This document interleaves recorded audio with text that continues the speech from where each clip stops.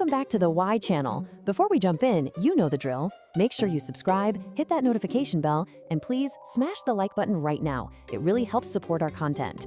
Okay, so let's talk about something you see all the time, but maybe don't really think about: the tail. It seems so simple, right? But from the deepest parts of the ocean to the highest treetops, this one single appendage, well, it's been shaped by evolution into an absolutely spectacular multi-tool. Let's get into the incredible story of the tail. So what's it actually for? Is it a rudder for high-speed turns? A weapon for defense? Could it even be a fifth hand? The crazy thing is, the answer is yes to all of that. And honestly, so much more. This is genuinely one of the greatest stories of adaptation in the entire natural world. All right, to really get a handle on the tail's versatility, we have to go back in time, way back. Back to the watery world where the very first vertebrates were swimming around, because that's where the story of every single tail begins. So the original tail was basically a swimming motor. That's it. You know, scientifically, it's defined as the part of the body that extends past the anus, and its whole job was just to push an animal through the water. This simple, fleshy outgrowth was the primal blueprint, the starting point from which every other tail you can think of eventually evolved. Okay, so once vertebrates crawled onto land, that aquatic motor, well, it needed a new job. It had to be repurposed. Its new role was all about mastering movement in a world with gravity and solid ground. And this is where we see some truly spectacular physics come into play. The term inertial rudder is the perfect way to describe what a cheetah's tail is doing during a high-speed hunt. See, it's not just there for balance in a general sense, it's a piece of high-performance machinery that uses physics to its absolute advantage. Now, we're not going to get too deep into the math here, but the basic idea is this. The key to a cheetah's insane agility is controlling its angular momentum. To make one of those ridiculous sharp turns, the momentum of its body and its tail have to be managed together as one complete system. The cheetah is basically an intuitive physicist. Here's how it works. As the cheetah's body turns one way, let's say to the left, it whips its long, heavy tail in the opposite direction, to the right. This creates a counterforce, or what physicists call torque, that keeps it from spinning out of control. It's literally the same principle that engineers use to aim satellites and spacecraft in the vacuum of space. For the cheetah, it means it can pull off these hairpin turns at over 50 miles per hour. Just incredible. All right, get ready for a fact that is probably going to change how you look at kangaroos forever. When they're moving slowly, their tail isn't just a kickstand to lean on. No way. It's a powerhouse. It generates just as much forward propulsive force as its front and hind legs combined. They call this its pennapedal walk, which just means five-footed.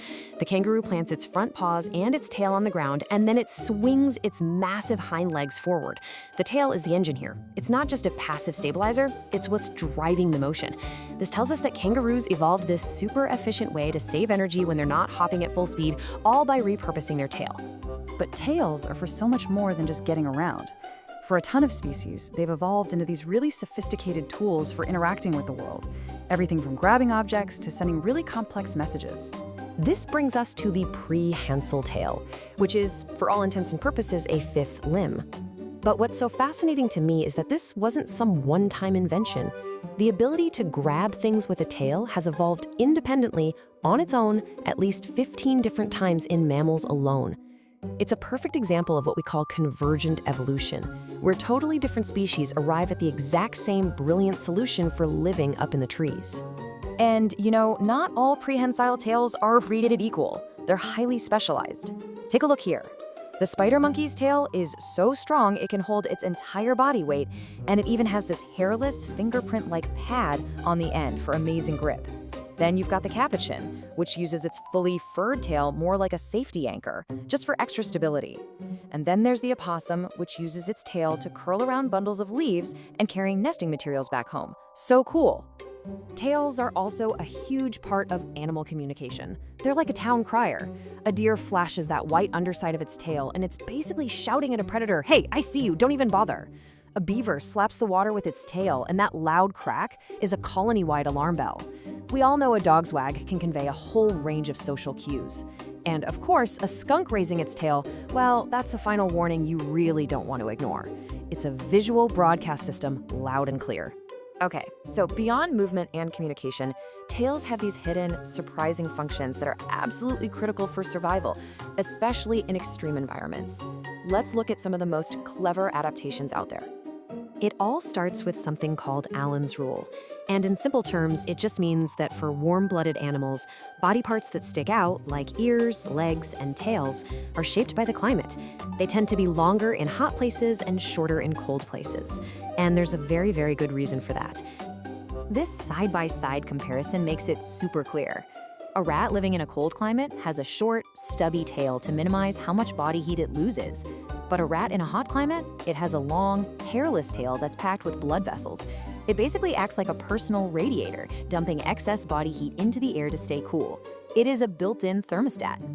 And the list of these secret functions just keeps going. Fat-tailed geckos literally store fat and nutrients in their tails for when food is scarce. It's like a pantry.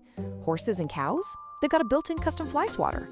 And get this, a weasel's black tip tail is designed to distract a hawk.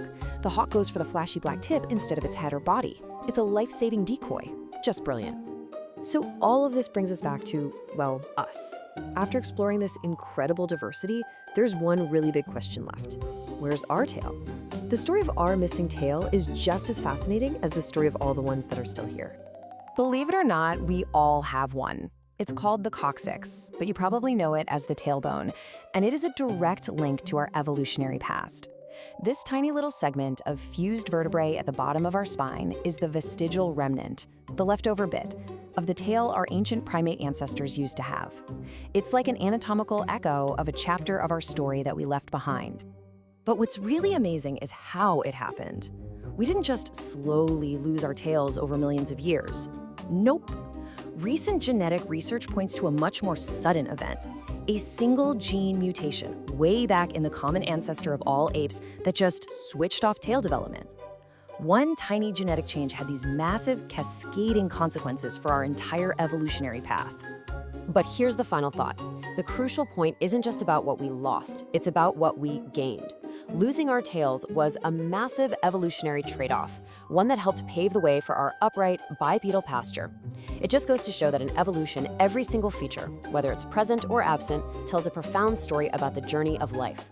Thanks for watching. If you enjoyed this tale about tails, please subscribe to the Y channel, turn on the bell, like this video, and share it with all your animal-loving friends.